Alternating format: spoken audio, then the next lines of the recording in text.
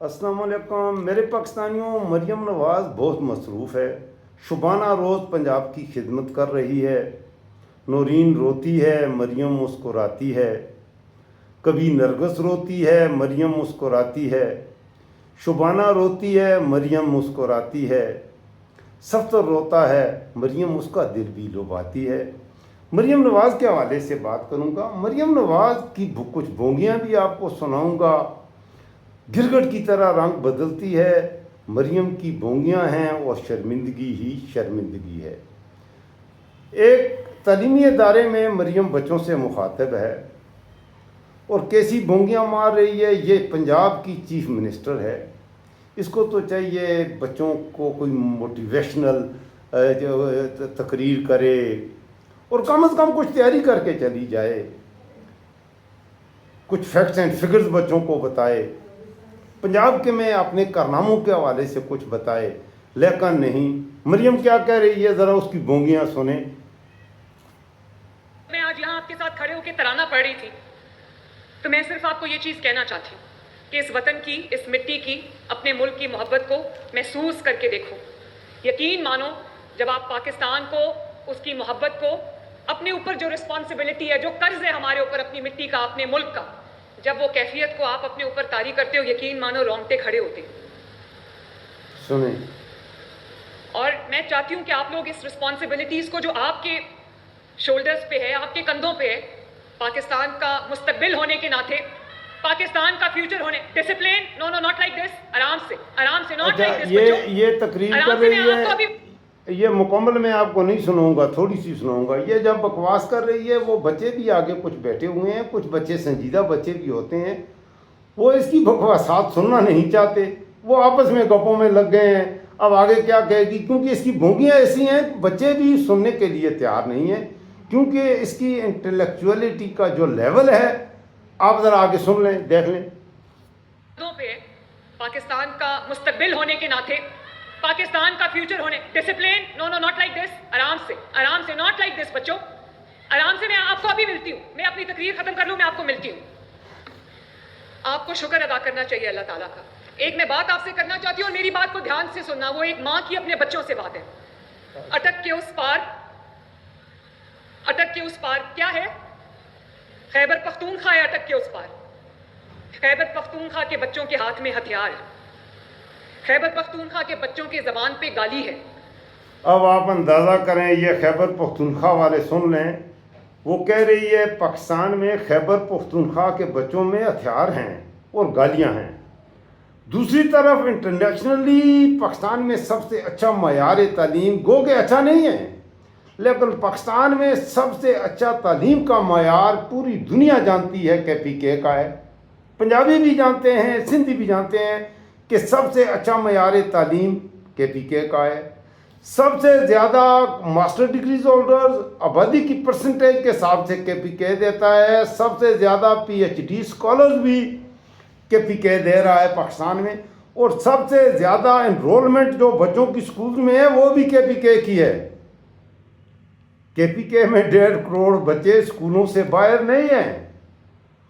تو یہ KPK کا یہ کس کو یہ ابیوز کر رہی ہے، یہ لسانیت پھیلا رہی ہے. KPK پنجابی، ہم تو کہتے ہیں یہ صوبے سب بکواس ہے. ایک پاکستان ایک ہی صوبہ ہے، کوئی صوبہ ہمیں نہیں چاہیے. یہ صرف اپنی نااہلی، اپنی چوری خود کہہ رہے ہیں سسٹم کولیپس کر گیا ہے. تو یہ ہے بھائی اس کی بونگیاں، اور یہ ہیں اس مریم کی اوقات، اور یہ ہیں اس کی حرکات. گرگٹ کی طرح یہ رنگ کیسے بدلتی ہے. یہ اپنی کمپین میں تھی تو کمپین میں اس نے ہر جگہ یہ کہا، بلکہ یہ نعرہ لگایا. میرے پنجابیوں، آپ کو ریمائنڈ کروا رہا ہوں، آپ کی یاد دہانی کے لیے آپ کو یہ سنا رہا ہوں.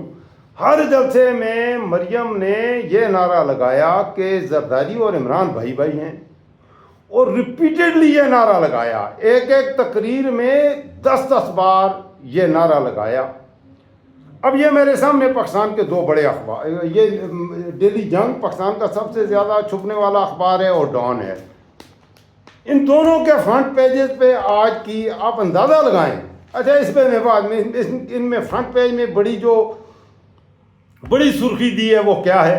یہ مریم سے ہی متعلق ہے، لیکن اس پہ بعد میں کر لیں گے۔ پہلے میں آپ کو یہ بتاتا ہوں کہ اس نے پنجابیوں کو یہ کہا کہ بھائی زرداری عمران بھائی ہیں، حالانکہ عمران نے ہمیشہ، عمران خان اپنی ایک بات پہ اس کی سیاست ہے ہی شروع ہی یہیں سے ہوتی ہے کہ ان دونوں کو میں نہیں مانوں گا، یہ کرپٹ ہیں، یہ چور ہیں۔ یہی دو خاندان ہیں، زرداری اور شریف خاندان، جنہوں نے اس ملک کو لوٹا، اس ملک کو برباد کیا۔ عمران خان ہمیشہ یہی کہتا رہا ہے، ایسے ہی ہے یا نہیں ہے؟ اور بھائی یہ کہہ رہی ہے مریم نواز عمران اور یہ ذرا سنیں، پہلے اس کے نعرے سنیں۔ زرداری اور عمران کون ہے؟ زرداری اور عمران بھائی، زرداری اور عمران، زرداری اور عمران، زرداری اور عمران، اور زرداری اور عمران کون ہے؟ زرداری اور عمران بھائی، زرداری اور عمران، زرداری اور عمران، زرداری اور عمران۔ یہ بار یہ نعرہ میں نے آپ کو اس لیے سنایا کہ بار میرے پنجابیوں آپ کو کہہ رہی ہے کہ زرداری اور عمران بھائی ہیں، ان کو ووٹ نہیں دینا، ووٹ اسے دینا ہے۔ پھر الیکشن ہوئے، یہ سارا خاندان الیکشن ہار گیا، اور اس کے بعد ان کا سگے بھائی سے زیادہ ان کا باپ بھی زرداری کو انہوں نے صدر پاکستان بنایا، زرداری نے انہیں وزیر اعظم پاکستان بنایا، انہوں نے زرداری کو صدر پاکستان بنایا، زرداری نے اسے وزیر اعلیٰ بنایا۔ اور بھائی کون ہے؟ زرداری عمران بھائی۔ یہ ہے ان کی اصل حقیقت۔ اس حوالے سے آج میں آپ کو اپنی شاعری، آپ کہتے ہیں تو میں آپ کو اپنی تھوڑی سی شاعری، یہ غزل میں نے لکھی ہوئی ہے، پتہ نہیں ہے تو ویسے میں شاعری کسی کو سناتا نہیں ہوں، چھپ کے میں شاعری اپنے لیے ہی لکھتا ہوں، لیکن آج آپ لوگوں کے ساتھ، اپنے دیکھنے والوں کے ساتھ شیئر کرتا ہوں۔ کبھی میں اکیلا ہوتا ہوں تو تھوڑی بہت شاعری میں کرتا ہوں، تو آپ ذرا غور سے سنیے گا۔ اگر میری شاعری آپ کو اچھی لگے تو میری حوصلہ افزائی تھوڑی سی ضرور کیجیے گا۔ کمین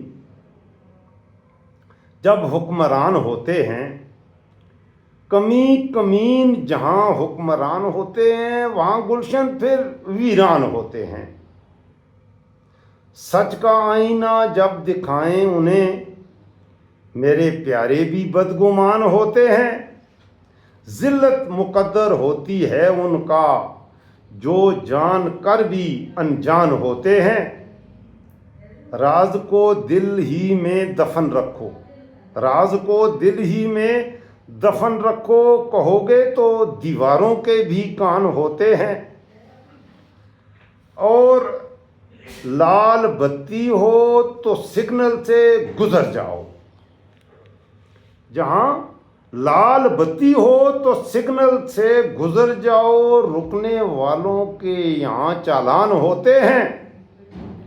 دنیا کی بس اتنی حقیقت ہے طارق، سب 2-4 دن کے مہمان ہوتے ہیں۔ لیکن ان بغیرتوں کو، ان کمینوں کو یہ شعور ہے ہی نہیں، تو اب جائیں تو کہاں جائیں؟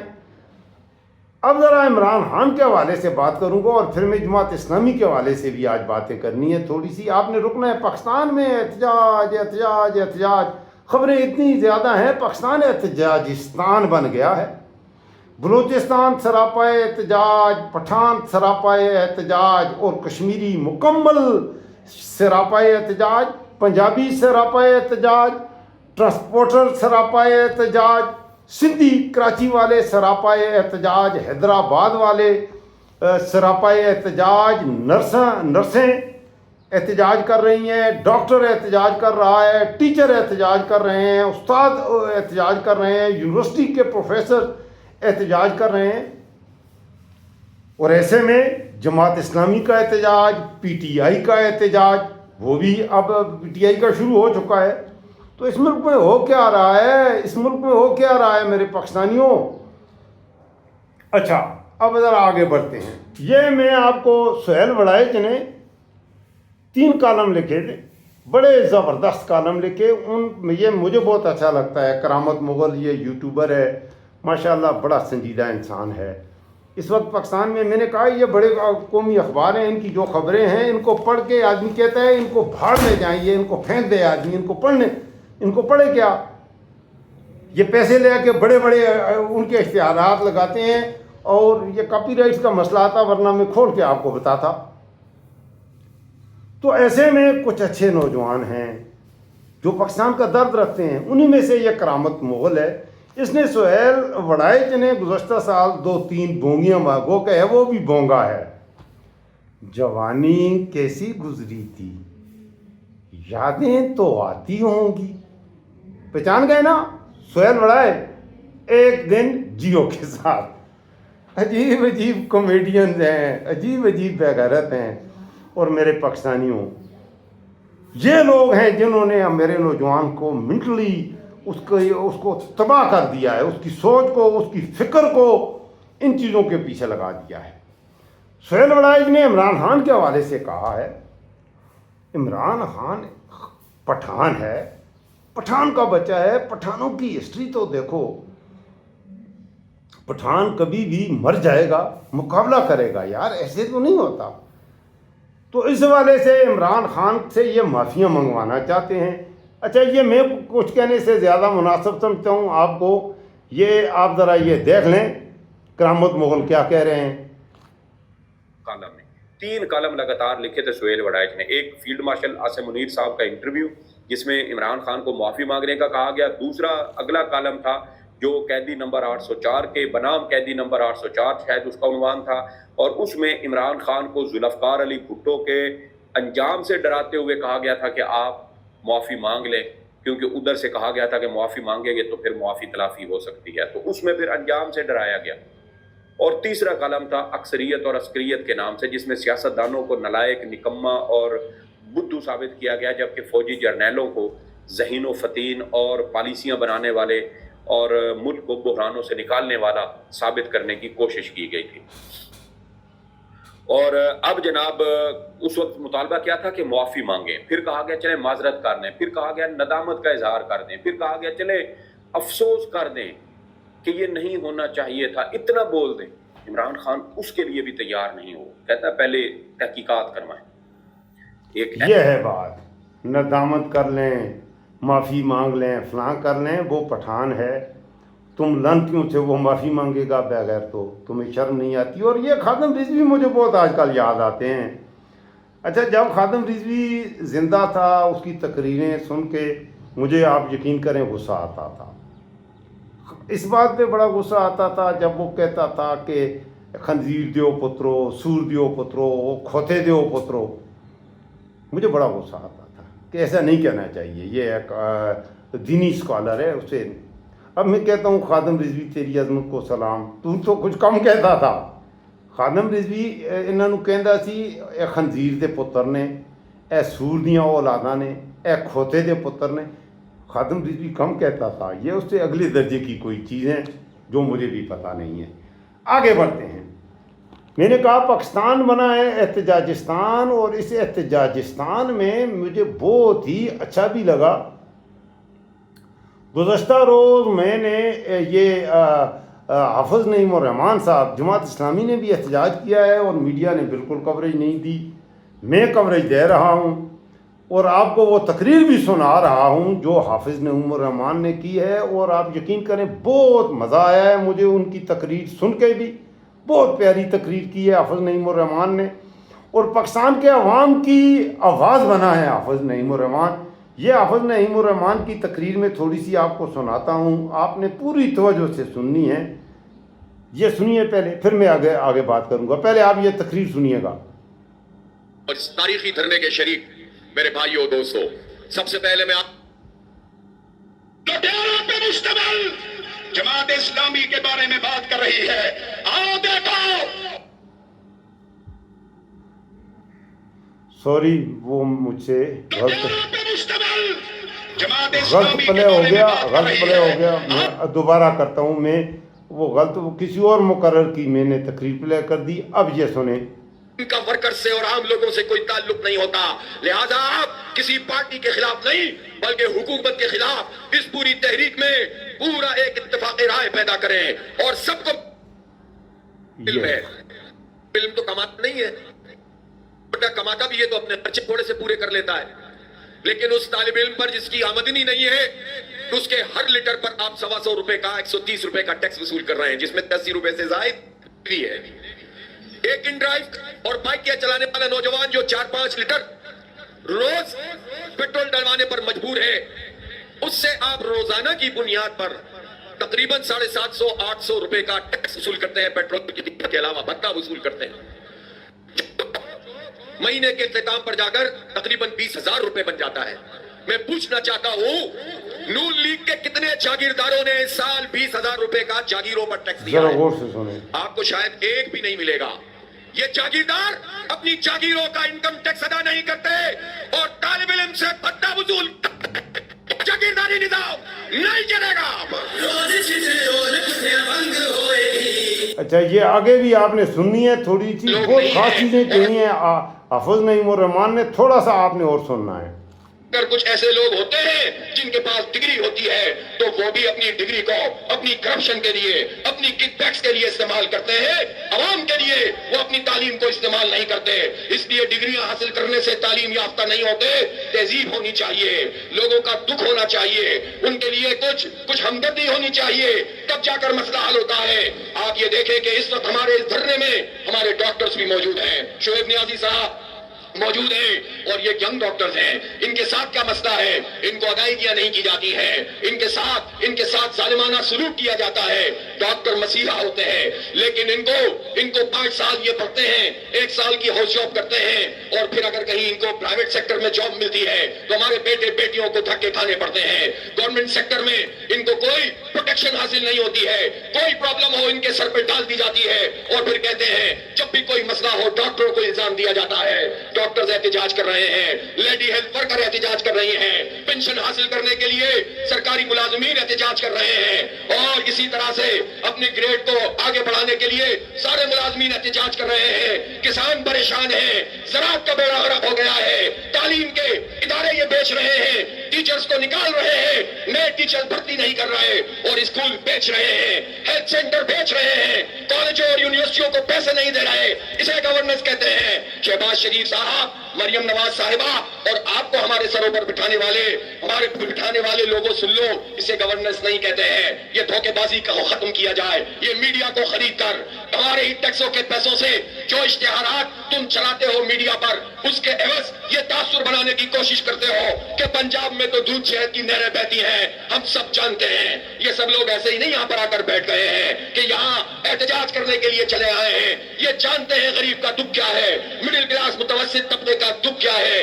مختلف شعبوں کے لوگوں کی پریشانی کیا ہے. اور یہ کوئی ایک شعبہ بھی یہ پنجاب حکومت اور وفاقی حکومت ٹھیک کرنے کے لیے نہ تیار ہے نہ کیپیبل ہے. کرپشن کا لیول بڑھتا چلا جا رہا ہے. اربوں روپے کی کرپشن، سینکڑوں ارب روپے کی کرپشن ہو رہی ہے اور کوئی پوچھنے والا نہیں ہے. لہذا جن لوگوں نے بھی یہ سسٹم مسلط کیا ہے وہی اس گن کو صاف بھی کریں اور عوام کو حق دیں. پیٹرول کی یہ قیمت ہمارے لیے قابل قبول نہیں ہے. ہمیں اپنی ذات کے لیے کچھ نہیں چاہیے. ہم پاکستان کے عوام کا مقدمہ لڑ رہے ہیں، نوجوانوں کا مقدمہ لڑ رہے ہیں، مزدوروں اور کسانوں کا مقدمہ لڑ رہے ہیں.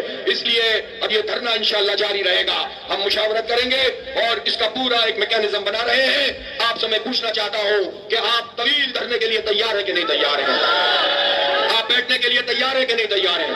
اور میں یہ ضرور کہنا چاہتا ہوں کہ اگر حکومت نے کوئی چھیڑ چھاڑ کرنے کی کوشش کی تو صحیح ہو، عدل کے نظام کے لیے ہو. اس لیے کہ آپ نے تو اس پورے نظام کو تہس نہس کر کے رکھ دیا ہے. آپ نے تو گورننس کے پرچے اڑا دیے ہیں. کوئی گورننس ملک میں موجود نہیں ہے. سسٹم کے نام سے جو کچھ بھی مسلط ہے یہ لوگوں کا پسند کا سسٹم نہیں ہے. یہ فارم 47 والے موجود ہیں لیکن بحیثیت مجموعی بھی یہ پورا نظام بیوروکریسی ہے. یہ پورا نظام ہم پر مسلط ہے. یہ جو سیاسی ارینجمنٹ انجینئرنگ کے ذریعے سے کیا جاتا ہے، قبضے کے ذریعے سے کیا جاتا ہے، اس کا مجبور ہم کریں گے. اس لیے ان کی کمیٹی کو ہم مسترد کرتے ہیں. کمیٹی بنانی ہے تو دھرنے والوں سے بات کرو اور मरने वालों से बात करके लेवी को खत्म करो, टैक्सों को खत्म करो, पेट्रोल की कीमत 225 रुपए पर लेकर आओ, और ये काम हो सकता है। हम वो बात नहीं करते जो नहीं हो सकती है। हम भी जानते हैं, हमारे पास एक पूरी टीम मौजूद है अल्हम्दुलिल्लाह, जो ऑयल एंड गैस से भी वाकिफ है, जो एनर्जी और उसके क्राइसिस से भी वाकिफ है, जो बैनुल अक़वामी मार्केट को भी जानती है, जो सोल्यूशन देने की सलाहियत भी रखती है, जो कैपेबल भी है। आपके साथ ये प्रॉब्लम है कि आपके पास ऐसे लोग नहीं हैं, और अगर कुछ ऐसे लोग होते हैं जिनके पास डिग्री होती है तो बहुत ज़बरदस्त तकरीर की है, मीडिया ने बिल्कुल कवरेज नहीं दी। ज़ाहिर है जमात इस्लामी का अपना सोशल मीडिया जो विंग है उसने ये, मैं अच्छा नेक्स्ट व्लॉग में जमात इस्लामी के नाम पे करूँगा, ख़ास तौर पर हाफ़िज़ नईमुर रहमान, और थोड़ा सा माजी में भी जाएंगे। काजी हुसैन अहमद, जी काजी हुसैन अहमद, उनका भी तज़किरा करूँगा। मुझे काजी हुसैन अहमद बहुत अच्छे लगते थे, अल्लाह उनको जन्नत में जगह दे। तो अगले व्लॉग में जमात इस्लामी के हवाले से तफसील से बात होगी। इस वक्त क्योंकि टाइम पूरा हो गया है, तो मज़ीद ख़बरों के लिए आप भी इंतज़ार कीजिए मेरे नेक्स्ट व्लॉग का। और आखिर में आपसे फिर वही गुजारिश कि आपका अपना डिजिटल प्लेटफॉर्म है, अभी तक अगर आपने चैनल सब्सक्राइब नहीं किया तो चैनल को सब्सक्राइब भी कर दें। 6 माह से ये चैनल मैंने बनाया था, और अल्हम्दुलिल्लाह मैं थैंकफुल हूँ, आपसे मुझे बहुत मोहब्बतें मिल रही हैं। तो 6 माह में जो भी हैं पॉलिटिकल डेवलपमेंट्स पाकिस्तान में और दुनिया भर में हुई हैं, मेरे लिस्ट में हर मौजू पर व्लॉग मौजूद हैं। आपसे ये भी मेरी गुजारिश होगी कि मेरा हर व्लॉग गुज़श्ता से पेवस्ता होता है, तो मेरा यही व्लॉग ना देखें, मेरे गुज़श्ता व्लॉग भी ज़रूर देखें। आपकी मालूमात में ख़ातर खा इजाफ़ा होगा। अल्लाह हाफ़िज़।